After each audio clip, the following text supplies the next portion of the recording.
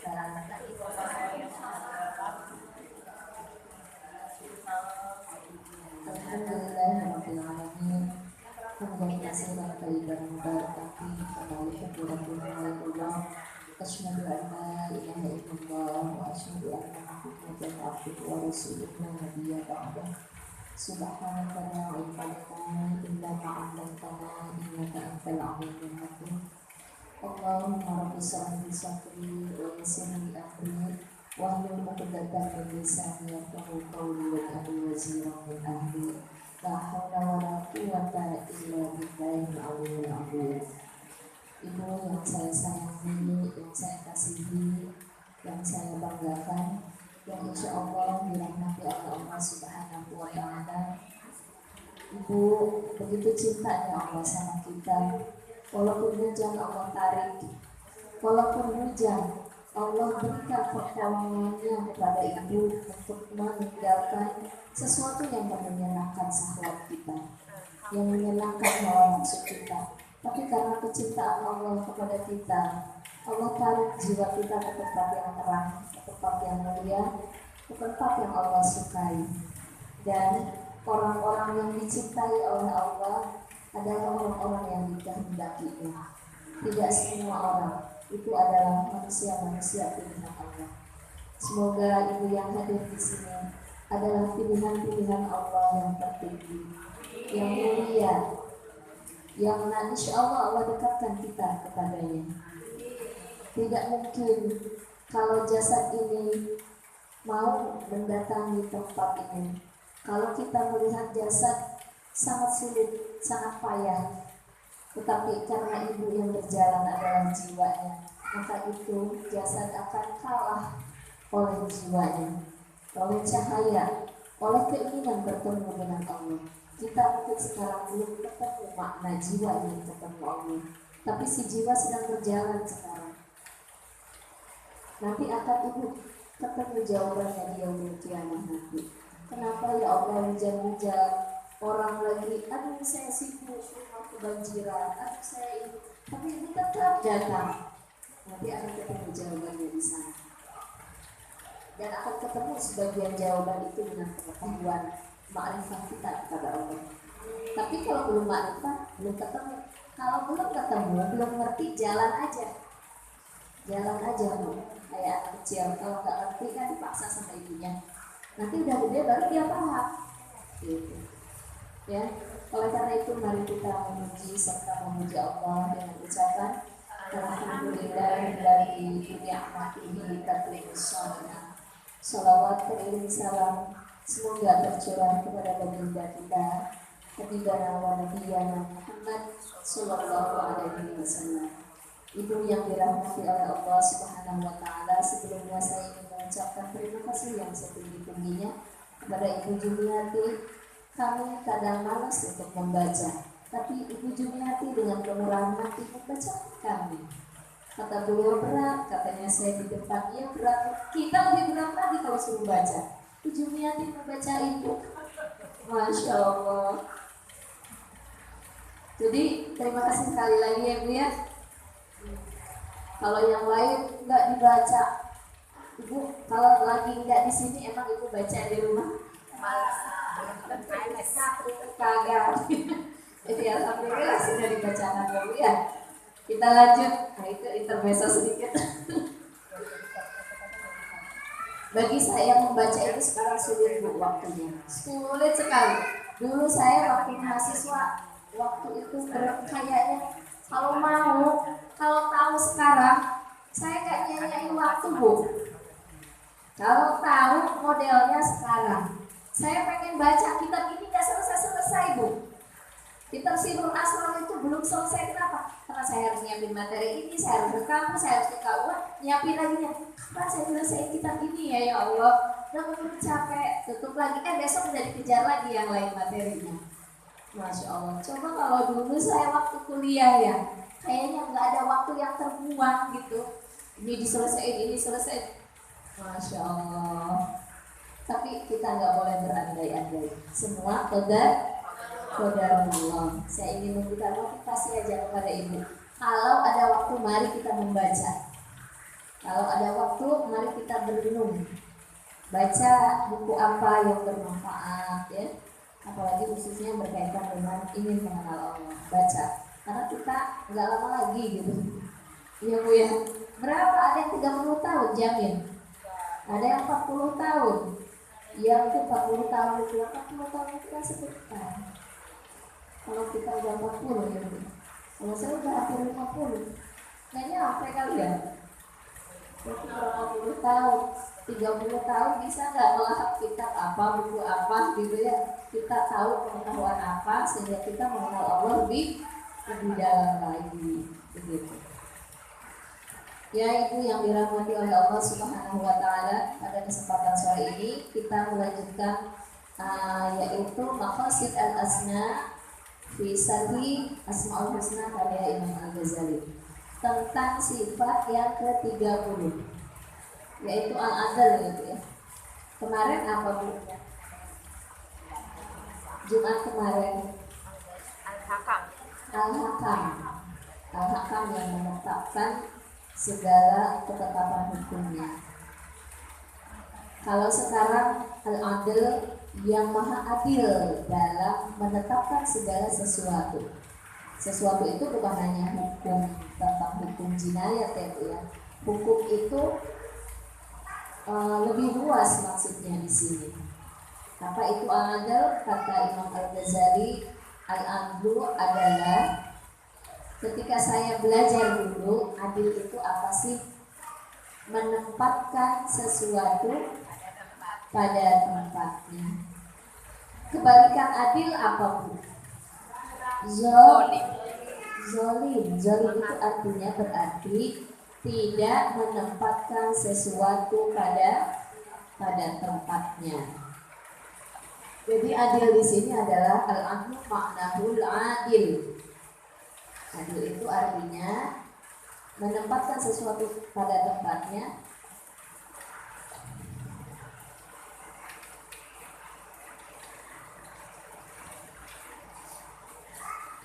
Wa huwa alladhi yasduru minhu fi'lul adli al-mudaddi lil jawri wa zulmi.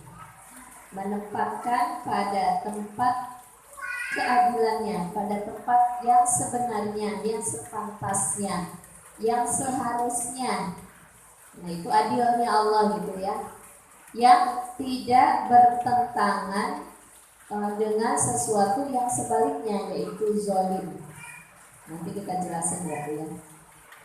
Yang tidak bertentangan dengan yang sebaliknya, yaitu zalim. Kalau adil itu menempatkan sesuatu pada tempatnya, kalau zalim tidak menempatkan sesuatu pada tempatnya. Kalau kita sekarang ini suka ada anggapan kalau berbagi itu harus adil, suka gitu ya. Adil di sini maknanya apa Bu? Sama rata. Nah, itulah yang suka salah kaprah. Jadi kalau ada barang 100, kemudian anak kita ada 3. Kalau adil secara sama rata berarti 33 lah ya gitu ya. Padahal kalau kita melihat dari definisi adil itu bukan sama. Adil itu menempatkan sesuatu pada tempatnya, artinya membagi seseorang sesuai dengan kebutuhannya, membagi seseorang sesuai dengan porsinya, kapasitasnya. Jadi kalau kita berbicara kepada anak kita, tingkatkan pengetahuan mereka. Bukan adil itu bukan terfokus dengan harus bagi rata, harus bagi sama, bukan begitu. Kita di Indonesia harus menerapkan hukum secara sama rata. Sama rata itu artinya apa? Sama rata itu artinya kalau emang bukan bukan adil, berarti orang yang punya duit dia lebih ringan dong. Orang yang nggak punya duit lebih berat, kenapa nggak bisa bayar? Tapi orang kaya bisa bayar, akhirnya dia ringan. Itu adil nggak? Enggak. Menempatkan hukum, kalau dia mencuri maka dia harus harus dibully, dipenjara. Tapi banyak orang yang mencuri bebas, Bu. Kenapa? Karena nggak adil. Pakai duit bisa bebas, nggak adil.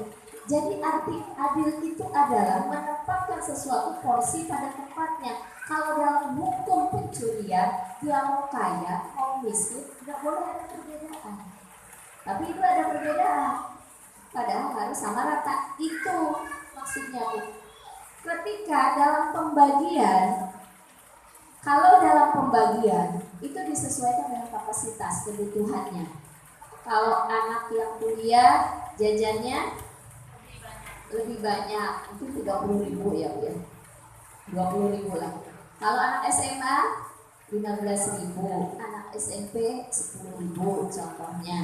Karena anak kuliah banyak, kenapa? Dia biasanya ada kegiatan, ada rapat, ada apa namanya, diskusi dengan temannya di luar jam kuliah dan sebagainya.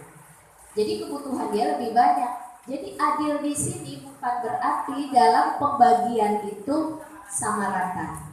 Tapi kalau dalam hukum tidak boleh dibeda-bedakan. Mau kaya mau miskin harus sama. Gitu. Jadi sesuai dengan kebutuhannya, namanya adil. Wala ya'rifal adil man lam ya'rif adlahu, kata Allah, kata Imam Ghazali di sini. Orang tidak akan mengetahui bahwa zat Allah itu adil kalau dia tidak mengetahui orang yang adil. Nah, ada contoh dulu, orang itu adil. Oh, adil itu baru adil tuh, ada contohnya gitu, Bu. Kemudian wala ya'rifu adlahu man lam ya'rif fi'lahu.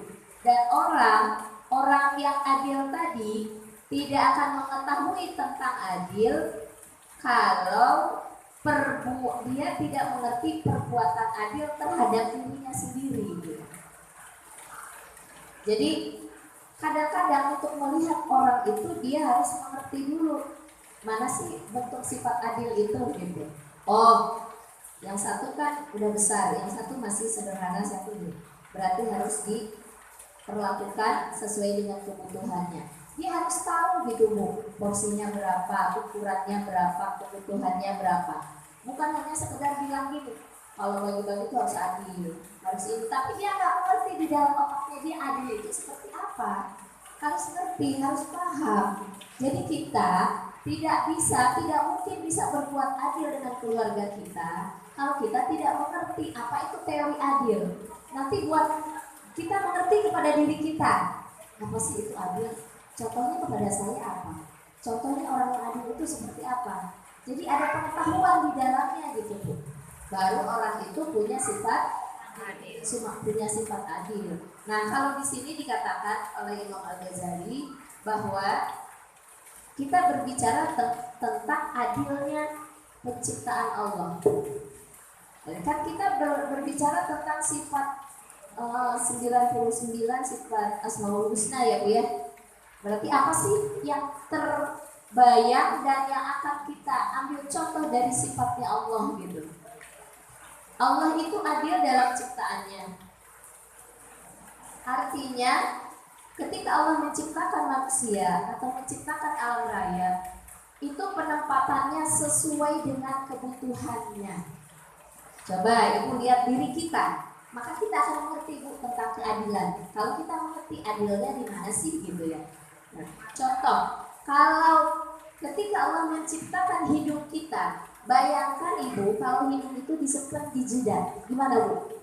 Ini terus kehujanan. Adil nggak? Nggak adil. Justru Allah minta hidup, ada yang pesek, ada yang mancung, tapi tetap hidupnya terjaga dari air itu masuk. Masya Allah. Terus kita bayangin lagi, Allah nyimpen mata di sini. Kemudian ada bulu mata. Ibu coba bayangin kalau nggak ada bulu mata. Itu debu langsung masuk ke sini, Bu. Masuk ke sini. Itu bulu mata kan untuk menahan, menjaga air nggak langsung ke mata, langsung turun ke bawah. Debu nggak ke mata, karena ke pinggir. Dia jadi filter buat mata kita. Nah di situ kita melihat, iya ya. Ketika kita melihat, ya Allah, Maha Adil. Artinya dalam penciptaannya itu, peletakannya itu sesuai pada tempatnya. Kaki kita nggak diseperti tangan, Bu. Coba bayangin kalau tangan kita diseperti kaki. Kan begitu nggak jelas ya, Bu ya. Kemudian ketika kita melihat ada orang yang kaya dan orang yang miskin ya. Nih, ya Allah, kayaknya nggak adil deh. Ada orang suka bertanya begini, ketika ada orang kaya taat sama Allah, ada orang miskin taat sama Allah, ya Allah nggak adil deh. Kalau yang yang kaya taat sama Allah wajar, ya, kaya dia taat. Ini ada orang miskin taat juga sama Allah. Di mana letak keadilanmu? Kan gitu. Nanti ada orang bertanya begitu. Ada yang cantik banget ibadah kepada Allah. Ini yang jelek banget taat juga sama Allah. Allah itu adilnya dunia akhirat. Jadi begini nih, sekarang kan ngerti ya keadilannya Allah. Kata Rasulullah, orang yang kaya taat kepada Allah sama orang yang miskin taat kepada Allah, pahalanya berbeda. Tuh, pahalanya berbeda. Lebih tinggi mana? Lebih tinggi yang miskin. Yang miskin dengan kesabarannya, tapi dia tetap ridho dengan pemberian Allah. Dia tetap taat, berarti keyakinannya luar biasa. Kalau kaya taat mungkin agak wajar ya. Ya Allah, alhamdulillah aku dikasih mobil ini. Alhamdulillah aku punya perusahaan ini. Kemudian dia taat kepada Allah di akhirat. Itu wajar ya di dunia ya, Bu ya. Coba di akhirat, Bu. Di akhirat orang yang miskin yang taat kepada Allah, Allah adilnya luar biasa, Bu. Dia didahulukan masuk surganya. Nih bagi yang pas-pasan hidupnya, aduh alhamdulillah kalau gitu saya. Yang kaya gimana yang kaya? Yang kaya masih panjang urusannya, Bu. Ditanya dulu, itu Lamborghini kamu dipakai apa hari Senin? Jam sekian. Itu mobil Avanza kamu, itu rumah kamu, itu ini. Panjang, Bu. Orang miskin mah rempeng aja. Udah masuk ke dalam surga. Jiwanya bercahaya, tapi perhitungannya pendek. Fasawfa yuhasabu hisaban yasira. Dia perhitungannya mudah. Karena apa? Karena ketika di dunia tidak banyak bawaannya. Tuh hebatnya Allah mah adil. Jadi jangan gini, iri sama orang kaya gitu. Tenang, dia malah mana periksanya. Di antara 10 sahabat Nabi, Bu, ada namanya Umar, Utsman, Ali ya, Abu Bakar, kemudian Ubay bin Ka'ab, kemudian Abdullah bin Mas'ud, kemudian Zubair bin Awam. Ada 10 orang yang dijamin masuk surga, termasuk Abdurrahman bin Auf yang sahabat Nabi paling kaya. Di antara 10 orang ini yang dijamin masuk surga, yang lainnya kayaknya ada yang di bawahnya, Abu Bakar, Umar, ada yang paling miskin. Siapa, Bu? Yang tadi saya sebutkan, ada yang paling miskin. Ali bin Abi Thalib itu paling miskin. Tapi Allah adil, Bu. Walaupun sama-sama taat, tapi yang kaya ini masuk surganya terakhir. Abdurrahman bin Auf ini padahal luar biasa perjuangannya untuk Islam. Dia masuk surganya terakhir di antara 10 sahabat Nabi. Di antara 10 sahabat Nabi, catatannya ya, bukan sama kita. Nah, yang lihat baca sejarah. Sampai ketika dia belum ngerti di sini akan masuk surga terakhir Abdurrahman bin Auf, dia buang dibuang, dikasihin semua hartanya. Dia nggak mau paling terakhir, kata Nabi, di antara yang 10 tadi gitu. Kenapa? Karena diperhitungkan dulu hartanya. Apa? Di antara para nabi, seluruh para nabi, dari mulai Nabi Muhammad SAW, Nabi Isa, Musa, Ibrahim, di antara seluruh nabi yang paling kaya Nabi siapa, Bu? Nabi Sulaiman. Keadilannya Allah, semua nabi kan taat sama Allah. Tapi kok ada yang dikasih kaya, ya Allah nggak adil deh. Kan yang lain juga pada taat, kenapa nggak dikasih kaya semua? Atau kenapa nggak dikasih sederhana semua? Kata Allah, tenang. Di dalam hadis Rasulullah dikatakan bahwa nabi yang paling terakhir masuk surga adalah Nabi Sulaiman. Lebih tenang ya, Bu ya. Nabi kita kok miskin, dia paling pertama, Bu. Surga nggak dibuka kecuali Nabi kita duluan yang masuk. Masya Allah. 2 kali 3 di kamar. Tapi bawaannya nggak banyak, maka perhitungannya juga sedikit, nggak merusak jiwanya gitu, tak mengotori jiwanya. Itu emang dunia ya, mengotori jiwa kita, syahwat kita. Nah itu. Jadi di sini keadilan Allah dalam penciptaannya. Allah itu memposisikan bikin langit, bikin bumi, 7 lapis langit, 7 lapis bumi, itu pas sama adil. Ketika Allah menentukan si A kaya, si A miskin, yang satu taat, satu juga taat, tapi tenang, yang miskin lebih dahulu gitu. Kita mau pilih miskin apa kaya di sini? Masih kaya juga. Iya. Ini ada 2 yang taat gitu. Yang satu miskin taat, yang satu kaya taat. Ibu masih tetap aja pilih yang itu. Padahal masuk surga yang terakhir loh. Masih pikir dunia, pengen Dunianya masih kebahagiaan dari akhirat. Iya, kita pengen bahagia dunia akhirat. Apa-apa. Pokoknya terima aja apa yang Allah kasih, udah gitu ridho ya Bu ya. Kita mah nggak nolak kalau dikasih kaya gitu dong jawabannya. apa yang penting masuk surga terakhir juga. Jangan terakhir Bu. Kan kaya. Dan kemudian di dalam Quran surat Al-Mulk ya Bu ya. Alladzi khalaqal mauta, bukan itu. Alladzi khalaqa sab'a samawati tibaqa ma tara fi khalqir rahmani min tafawus. Farji'il basara hal tara min futur. Kalau yang suka biasa baca Al-Mulk sebelum tidur ya atau habis asar ya, pasti baca lah itu. Yaitu Allah yang menciptakan 7 lapis langit dan yang berlapis-lapis. Jadi langit itu Bu, yang kita lihat itu baru permukaannya, berarti di dalamnya ada lagi, di dalamnya ada lagi, di dalamnya ada lagi 7 lapis. Di atasnya ada mata fi khalqir rahmani min tafawus. Jadi tidak ada dalam penciptaannya itu yang tidak serasi, yang tidak seimbang, semuanya seimbang. Summarji'il farji'il basara hatara min futur. Kemudian lihatlah penciptaan itu, bahwa penciptaannya itu sangat seimbang. Tidak ada yang tidak seimbang gitu maksudnya Bu. Hatara min futur. Tidak ada yang tidak seimbang. Kenapa kita belum kiamat Bu? Kenapa kita nggak rusak alam dunia ini? Padahal meteor itu berjatuhan di atas bumi ini. Kemudian kenapa meteor ini tidak bertabrakan? Ada yang berjatuhan tapi tidak mengenai kita kan? Semuanya udah diatur sama Allah dengan gravitasi, dengan di atas nggak ada gravitasi, di sini ada gravitasi. Kemudian meteor itu jutaan jumlahnya, emang bertabrakan? Enggak, semuanya udah diatur sama Allah dengan seadil-adilnya.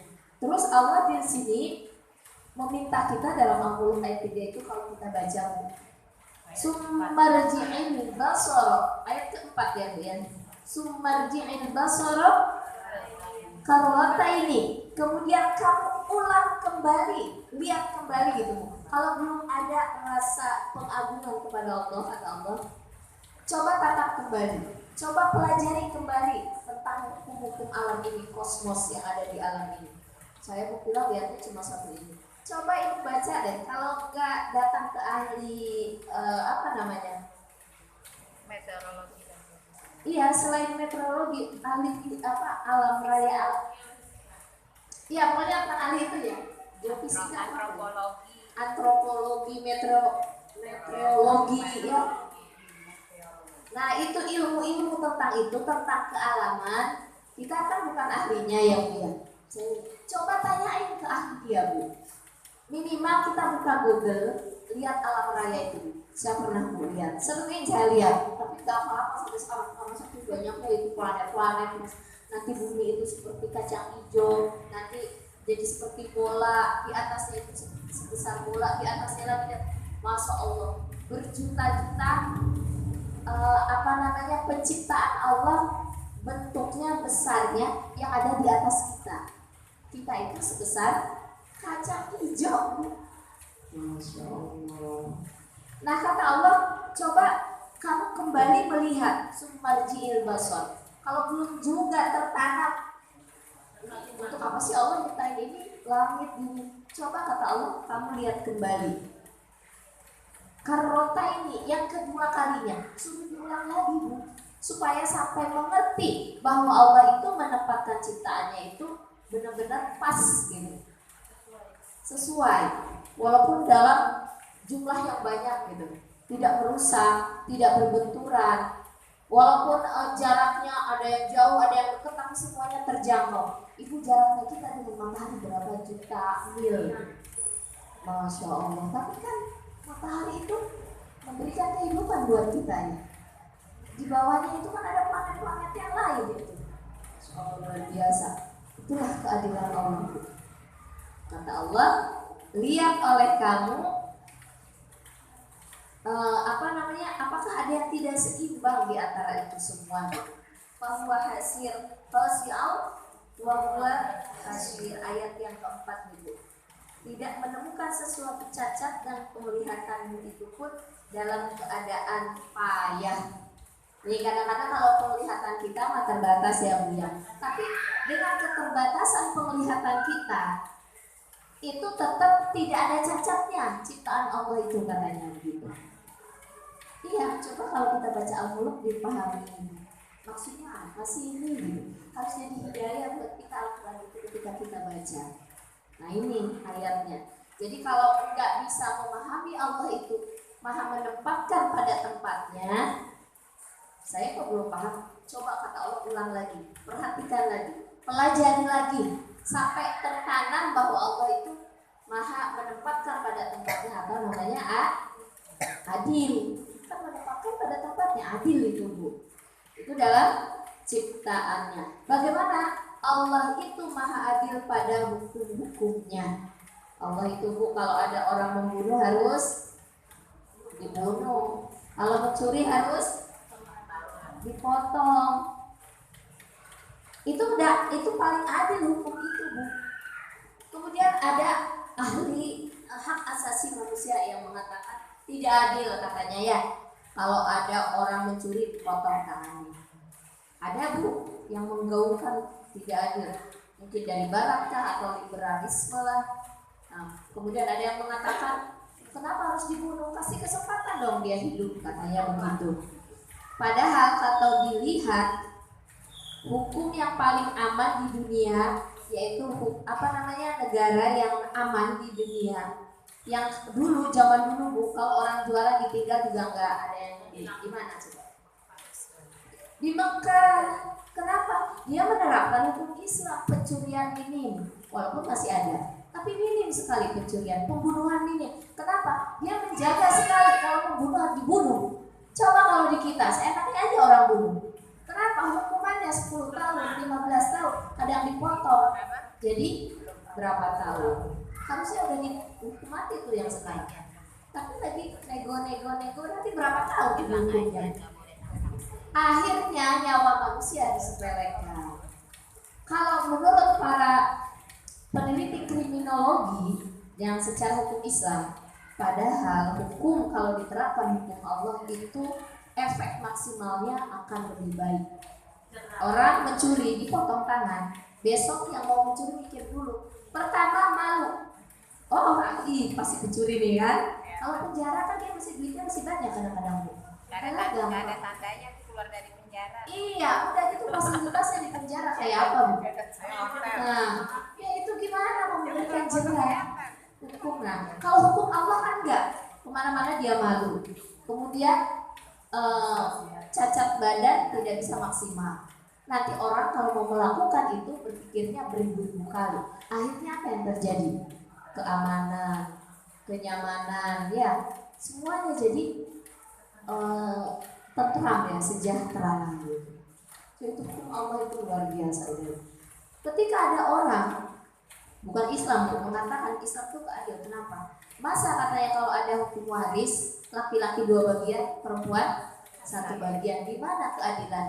Kita preteli ya Bu ya, kita diplomasi dengan mereka. Siapakah nanti ketika anak-anaknya menikah, yang merawat ibunya siapa Bu? Anak laki-laki. Ketika anak laki-laki dapat 2 bagian, dia bertanggung jawab selain kepada ibunya kepada istrinya. Belum lagi ponakan dan sebagainya ya Bu ya. Sekarang kita balik perempuan. Ketika perempuan menikah, yang menjadi tanggung jawab keluarganya siapa? Suaminya. Sedangkan tadi dibilangnya nggak adil katanya, mau dibagi rata.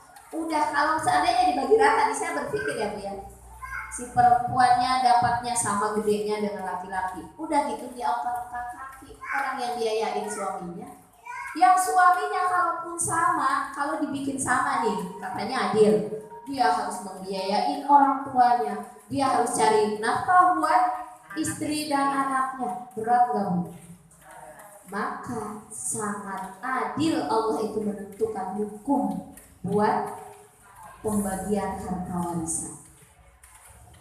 Apalagi di keluarga saya Bu, saya perempuan 8, laki-laki 1, udah dia yang berjaya Bu. Yang setengah bagi-bagi, dia mah 1, dia mah 2 bagian, yang sini 2 bagian, sana 2 bagian. Kita setengah. Tapi kan kita ada yang menafkahi. Nah, cuma kalau di kampung biasanya nanti begini alasannya. Biasanya lebih perhatian pada ibunya perempuan katanya gitu. Nah itu mah kan beda lagi. Kalau mau pakai hukum adat ya rapat dulu gitu ya. Tapi pertama tanamkan dulu hukum Allah, karena hukum Allah itu yang teradil. Kemudian Allah juga sangat menetapkan sesuatu itu pada tempatnya ketika kalau ada orang yang taat masuk surga, orang maksiat masuk. Jangan sekarang Bu, orang yang beriman masuk surga, yang gak beriman masuk neraka. Itu sudah adil kata Allah. Ada ya Bu, orang-orang filsafat yang filsafatnya ini sebenarnya kalau saya di dunia kampus ya sempat tidak disukai, tidak disetujui oleh Imam Al-Ghazali karena dia tidak, cara berpikirnya itu melenceng. Filsafat itu sebetulnya ilmu untuk mengetahui, menemukan suatu kebenaran yang hakiki. Cuma ada orang-orang yang melenceng, kata dia begini Bu, yang melenceng ya, filsafat juga ada yang lurus Bu, banyak yang lurus. Kalau emang Tuhan Maha Penyayang katanya, kenapa ada orang Kristen, ada orang Islam juga baik, ini ada orang Islam baik, sama-sama baik, sama-sama makhluk Tuhan. Kenapa yang satu masuk surga, yang satu masuk neraka? Gak adil dong kata dia. Karena Allah Maha Adil, Allah Maha Penyayang, semuanya masuk surga. Kata Allah, dalam Al-Quran, kembali kepada Al-Quran. Orang yang bertakwa itu, orang yang beriman itu harus dimasukkan ke dalam surga. Orang yang tidak beriman gak bisa. Karena apa? Karena dia tidak meyakini adanya Allah. Satu syaratnya, saya sudah pernah bilang ya Bu ya, pernah menyatakan bahwa kalau mau masuk ke sekolah tanpa daftar, nanti selesainya dikasih ijazah nggak? Nggak diakui. Begitupun itu kan analogi aja, permisalan. Begitupun dengan kita sama Allah gitu. Nah, orang takwa pasti masuk surga, orang maksiat neraka. Orang yang mendapatkan nurul adil ini, maksudnya dia sudah Allah berikan cahaya adil di dalam jiwanya. Pasti dia memiliki satu. Nih orang ini tuh senang dengan yang pertama bahwa dia akan ridho dengan semua ketetapan Allah yang terjadi pada alam raya ini, pada keadaannya atau kondisi dirinya. Seperti gini Bu, ada orang yang ditakdirkan gak cakep Bu, hidungnya pesek, badannya pendek, kulitnya rebek, pokoknya gak cakep lah ya Bu ya. Tapi dia memiliki keimanan tentang Allah itu Maha Adil, maka ketika dia ngaca selalu memuji Allah. Ya Allah, inilah tempat yang Kau tempatkan pada tempatnya seadil-adilnya. Saya terima ya Allah. Jadi dia ridho Bu, enggak. Kenapa sih hidung saya pesek amat? Yang lain tuh kenapa sih hidung saya begini lebar, enggak jelas gitu. Allah itu udah adil Bu nyiptain kita sesuai porsinya. Yang bulat mah hidungnya biasanya kayak jambu ya Bu ya, yang opal hidungnya agak, nah itu kan sesuai. Ini yang bulat mukanya pengen hidungnya mancung, ininya bulat, ininya ini nggak enak deh, kelihatan mancung tapi nanti nggak alami, nggak enak gitu dipandang. Cantik sih cantik, merubah karena dia nggak ridho. Atau kenapa ya Allah, tetangga saya lebih kaya daripada saya. Oh, nanti padahal saya gitu. Kata Allah, aku udah tempatkan pada tempatnya, dia kaya karena dia punya fungsi dengan kekayaannya. Jadi kalau orang dikasih kekayaan ibu, kemudian dia nggak pakai kekayaannya sesuai dengan apa yang diharapkan oleh Allah, itu akan memberatkan dia, akan menyiksa dia. Tapi Allah memberikan dia kaya, Allah punya maksud dan tujuan. Bu, kalau ibu nih tiba-tiba punya uang 10 juta hari ini, itu jangan senang bu. Pasti Allah punya maksud dan apa ini maksud dan tujuan Allah itu. Saya kok gampang banget dari duit, yang sebelahnya itu susah banget. Pasti Allah punya maksud dan tujuan. Di situ artinya baik yang kekurangan maupun yang berlebihan semuanya sudah ditakar oleh Allah, bahwa Allah itu adil dengan pemberiannya. Dan akhirnya orang yang mau kurang mau apa jadi ridho dengan ketentuannya. Kadang ada bu orang laki-laki tidak ridho dengan ketentuannya diri laki-laki. Jadi maka Rasulullah mengatakan di dalam hadisnya, la'anallahu mutasabbihina minar rijali bin nisa. Allah melaknat orang yang menyerupai laki-laki menyerupai perempuan. Bencong lah ya bu ya. Kemudian wal mutasabbihina minan nisa'i bir rijal. Dan Allah melaknat seorang perempuan pengen jadi seperti laki-laki. Sekarang kan banyak bu, apa namanya, transgender. Ya, transgender ya namanya.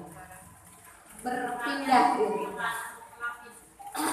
Itu dilaknat oleh Allah, dilaknat oleh Rasulullah. Iya. Kenapa? Karena dia nggak ridho dengan ketentuan dan ketetapan Allah. Ada orang bu, alisnya dibuang, kemudian dia bikin sulam yang dirubah secara permanen, itu haram. Dirubah secara permanen itu haram bu. Saya pengen lebih cantik, karena menginginkan lebih cantik, menginginkan lebih ganteng, itu haram. Yang boleh apa? Alhamdulillah gitu kan. Yang boleh itu untuk menutup aib, atau yang tidak normal menjadi normal, itu yang boleh. Seperti sumbing, atau mungkin giginya kalau enggak di itu bisa berbahaya. Nah, jadi menutup sesuatu yang aib, yang bisa mengurangi kenormalannya dia gitu. Atau kan ada ibu yang giginya ke atas waktu lahir ya, kemudian dioperasi biar bagus. Atau kecelakaan, banyak orang yang kecelakaan bu, ininya jadi patah, jadi bengkok, jadi jelek lah gitu ya. Nah itu boleh dioperasi plastik. Bibirnya jadi hilang. Kalau hilang gimana ya bu ya? Ngecas dulu ya. Nah itu boleh bu operasi seperti itu ya. Tapi intinya kalau ingin merubah sesuatu yang udah bagus, pengen lebih bagus lagi, itu yang nggak boleh. Bulu matanya dirubah permanen, pengen kelihatan kayak badai ya, hati badai. Nah, itu nggak boleh, haram ya. Kecuali nggak permanen, kayak pengantin atau kita mau ke kondangan acara jadi among tamu ya, dipasangin bulu mata, dipasangin alis. Nanti setelah itu kalau mau sholat dibuka kan itu menghalangi air wudhu. Iya, kalau nggak permanen boleh. Jadi ketika wudhu bisa dicopot gitu. Emang ada yang plastik dicopot dulu? Ya, yang selanjutnya bu ya, udah tuh ya. Jadi intinya kalau orang nggak ridho dengan penciptaannya, akan dilaknat oleh Rasulullah orang yang merubah ciptaan Allah. Yang kedua, ada 3 nih. Yang kedua, senang dengan Zat yang maha adil. Jadi begini contohnya Bu, kalau kita mendengar ada Pak RW atau Pak RT yang adil, senang nggak dengarnya Bu?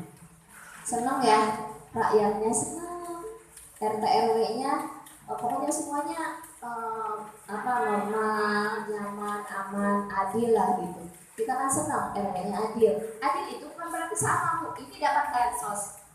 Semua rumah dapatnya sekian, harus dibagi rata. Begitu sesuai kan, lihat keadaannya. Itu adil, menempatkan sesuatu pada kebutuhannya, porsinya. Jadi yang kaya segitu, yang miskin segitu itu bukan adil namanya. Ini ada pemimpin yang adil. Senang nggak dengarnya? Kan senang ya Bu ya? Senang sekali. Kata pemimpin kalau nggak sama, aku bilang nanti ada aja yang nyerocos gitu ya. Kalau nggak sama, itu mah hukum alam. Sabar aja kalau ada yang ngomelin. Yang penting menurut Allah benar, gitu aja. Kemudian artinya apa? Ketika kita melihat orang lain adil, kita harus bercermin. Apalagi Allah yang maha adil, berarti kita harus lebih senang. Artinya harus cinta kepada Allah karena Allah itu maha adil gitu. Nah, yang terakhir, kita harus adil pada diri sendiri. Harus adil pada anfus kita, jiwa kita. Artinya apa? Bahwa agama itu harus ditempatkan di atas daripada akal dan hawa nafsu. Itu maksudnya adil terhadap jiwa kita, diri kita. Contoh, kita bisa beli baju yang bagus-bagus Ibu. Kita mampu untuk olahraga sekian jam sehari. Kita bisa beli pembersih, beli make up dan sebagainya yang mahal-mahal ratusan ribu biar kelihatan cantik. Tapi apakah kita adil menempatkan pendidikan, kemudian kebersihan untuk jiwa kita daripada untuk badan kita? Coba pikir, bisakah kita sholat 10 menit, 15 menit habis sholat kita zikir, kemudian kita berpikir saya olahraga bisa 1-2 jam, olahraga jantung itu ya berapa jam, gerakannya, nyiapinnya bisa 1-1,5 jam kan? Bisa nggak kita sholat zikir? Nah, belum makannya itu kan jasad semua. Sekarang saya untuk jiwa saya bisa nggak 1 jam aja sholat, kemudian zikir, baca Quran, itu tuh harus adil Bu. Apalagi jiwa itu akan dibawa selamanya. Kalau tadi olahraga, tadi makan-makan, tadi ngobrol-ngobrol sama temen, berapa jam, habis 2 jam, sholat cuma 5 menit, adil nggak Bu? Tidak adil. Nah, itu harus. Iya, emang kagak adil kan? Ya adil itu Bu. Bayangin ibu cari duit dari pagi sampai sore, bisnis, punten yang bisnis ya. Suruh ngajinya cuma 2 jam. Itu pun tidak tiap hari. Nyari duit tiap hari. Berarti banyak sekali orang yang gak adil dengan dirinya. Coba gitu, dipikir gitu ke dalam-dalam ya. Kita ini gak adil gitu. Kadang-kadang begini Bu. Maksud adil di sini itu dari berkaitan dengan jiwa. Secara akal, ya kan kita cari rezeki untuk keluarga. Itu kebenaran biasanya. Nah kalau enggak itu siapa lagi yang suami saya kurang ngasih tambahan dan sebagainya. Terus ya makanya saya belum bisa ngaji sampai sekarang.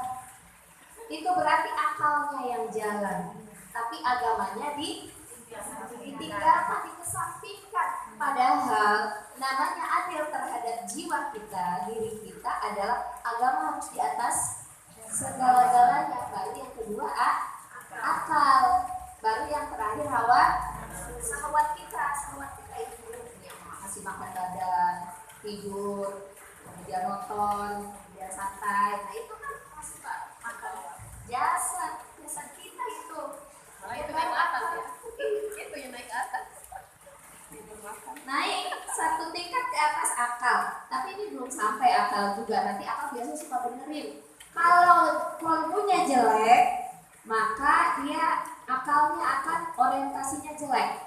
Yang tadi saya bilang, kenapa sih nggak belum sempet ngaji gitu ya?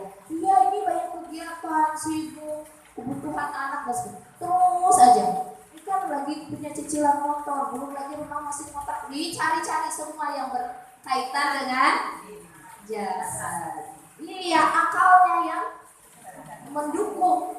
Kenapa akalnya mendukung? Karena kolbunya masih gitu Bu. Bisa dipahami nggak? Ini ilmu filsafat Bu. Kalau kolbu kita itu orientasinya masih dunia, masih ingin keuntungan, ketamakan, pengen kelihatan wah dan sebagainya, si akal nanti menguatkan. Kan pintar jawabannya itu kan? Iya, saya mau kerja. Cucunya siapa ya? Punten ya, bisa cucu, masya Allah. Ibu jangan tersinggung ya. Saya mau menyampaikan apa kata Allah gitu. Nah itu biasa suka banyak alasan. Itu akalnya kenapa pintar Bu? Karena dia diawali dengan oleh hatinya yang begitu masih tamak. Coba kalau hatinya udah pengen bersih ya Bu ya, ingin dekat sama Allah, si akalnya juga akan mendukung. Iya ya, kapan lagi? Kalau ngurusin dunia gak ada ujungnya. Jangan-jangan nanti kamu ketika lagi itu dicabut nyawanya sama Allah. Iya, itu berarti kalau kita sudah ingin dekat dengan Allah, maka si akal pun akan mendukung. Maka kalau ada orang yang kenapa sih kamu rajin ngaji? Kan gitu. Nah, emang hidup ini kita selamanya gitu. Kan nggak selamanya, akan dibawa apa? Nah, akal akan mendukung Bu. Akal itu tergantung yang ada di dalam. Itu orang yang jiwanya adil. Orang yang jiwanya adil menempatkan kolbu jiwanya sebagai raja. Maka tadi si akal itu panglima. Coba ingat Bu. Hati akal panglima. Kalau rajanya baik, maka panglimanya ini akan mendukung rajanya. Kalau rajanya buruk, si akalnya panglimanya juga akan mendukung. Coba Ibu lihat di masyarakat kalau ditanya, kenapa sih Bu, kata dia saya kenapa ya susah banget bangun tengah malam. Nah, nanti alasannya kan banyak ya. Saya mau ini, saya mau itu, segala macam kan. Kalau yang udah kolbunya terang, saya sih alhamdulillah ya. Malah kalau ketinggalan tuh, ada yang rugi ya. Kemudian kayaknya ada sesuatu, kemudian apa-apalah ke Allah itu. Nah itu berarti tandanya bahwa si kolbu sudah berusaha menguasai dengan baik si jiwa itu, bercahaya Bu. Nah orang yang adil, orang yang mengetahui porsi makanan jiwanya itu berapa, porsi makanan syahwatnya berapa, itu jiwa yang adil Bu, yang menempatkan sesuatu pada tempatnya. Oh, hidup itu kan masalah ya Bu, isinya banyaknya ya. Setiap hari masalah itu harus dijawab. Masalah tiap hari, tiap waktu, ngajinya tiap waktu enggak kan? Berarti ditutup dengan apa? Banyak zikir kepada Allah untuk mengatasi masalah itu. Banyak ibadah sama Allah. Nanti ketika ada pengajian, di situ dikuatkan lagi pengetahuannya. Karena nur itu Bu ada dua Bu. Untuk menguatkan jiwa itu, nur itu ada dua. Satu nur keimanan, satu nur ilmu. Keimanan itu ada di depan, ilmu itu ada di samping kita.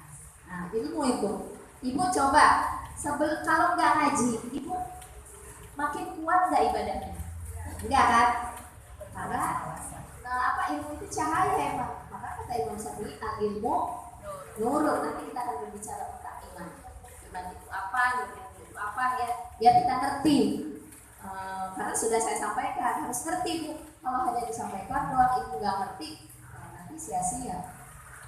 Nah itu, jadi artinya kita harus seimbang, adil bukan sama-sama Bu. Kebutuhan jiwa lebih banyak daripada kebutuhan jasad. Itu kita harus adil, harus seperti itu. Menempatkan. Mungkin dari saya cukup sekian karena sudah mau jam 4 ya Bu ya. Mau ada penyampaian hasil rapat dari tim pengurus kemarin di rumah Bu Ina. Kebetulan saya nggak datang. saya pun ingin tahu gitu. Jadi saya cukupkan. Aku ini qauli hadza astaghfirullah wa atubu ilaik. Wassalamualaikum warahmatullahi wabarakatuh.